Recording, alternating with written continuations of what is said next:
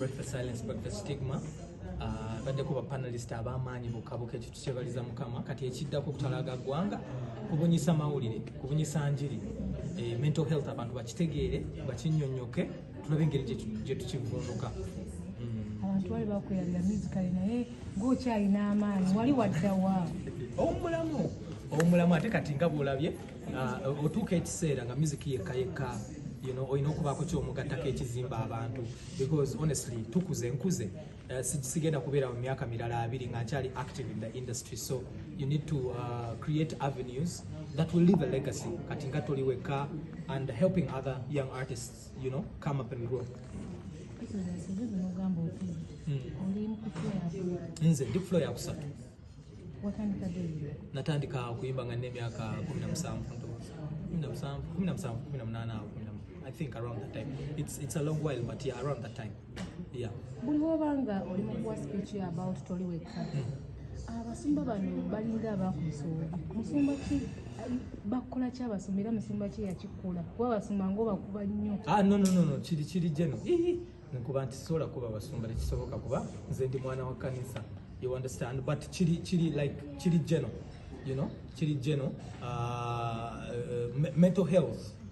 Kikwata ku buli omu, kikwata ku bantu abali mu kanisa, kikwata ku bantu basekinoomu, kikwata era kye twagala otandika okukola kugenda. Yes. Entalo eziri mu basumba tulabanga naawe agenza ozeeyo nga oyagala fuuka pasita. Ate kati nze siri musumba, entalo z'abasumba nze ndi muyimbi, tulina ssaba busabi Katonda akijjewo ekyo akitereeza era Katonda talina kimulema ajja kitereeza. Nze ndi muyimbi, ndi muweereza mu kanisa, kati sinza ate kuddaawo nzirira abakulu bange nze ntandika basojja ng'amanyi ennyo okitegeera. Of course weebiri naye ekikulu kya byonna kusaba kukkiriza Katonda atutereeze ekyo ekizibu kiveewo.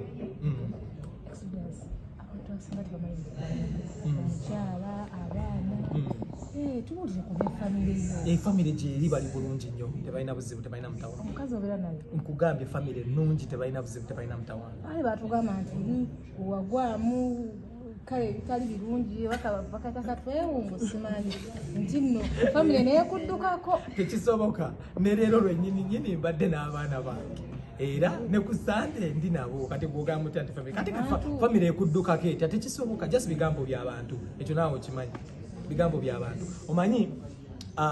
Kati fe abali mu arts tuli nnyo mu bitaala, abantu n'abatatumanyi batumanyi nnyo nosinga ffe bwe twemanyi okitegeera, so bigambo by'abantu. Omwimbi gwe wayimba naye akayimba tosumagira alina jja omwimbi wamuteekawo oyo wagwa naye ekibuuzo ali bambi yagenda kusoma anaatera n'okumaliriza akomewo era bw'anajjanja mukuleetera omubuuza ebibuuzo bye abantu ba social media batubadde obubaka batugamba nti akaana ako oli otandise begabega era nga bw'ogambye ebigambo bya social media bo boogera balina okwogera. Omanyi abantu abatalina byakukola babeera awo nga bali ku data, so baba balina okwogera social media era nga bw'ogambye.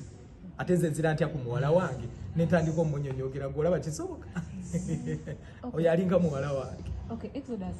Abayimbi ba gospel abasinga ddala mu abavuddeyo bagamba nti gye mujja ssente zammwe kuba tukimanyi mu kyaki tebabawa bulungi kasente. Ssente zammwe muzigjayo bweru era mulina ebintu bye muferaafera nga balaneeka sitayiro. Tubuuzi ssente zo zijja kuba tulaba okuliyira ku musi kwa bulijjo si ssente za kyaki zino. Omanyi Bible yegamba seek ye first the kingdom of God and all these things shall be added unto you. Katonda bw'obeera ng'omulina akuwa obwongo obunoonya ssente, akuwa obwongo obukola ebintu ebivaamu ssente, n'abantu abakwagala bennyini baba baagala okuwa omukisa gwa ssente. So nze ndi mukisa eri abantu ate abantu mukisa gye ndi ate nina n'ebintu nze bye nakola ebyange ng'omuntu because omuntu yenna mu nsi mwe tuli emirimu mitono okitegeera.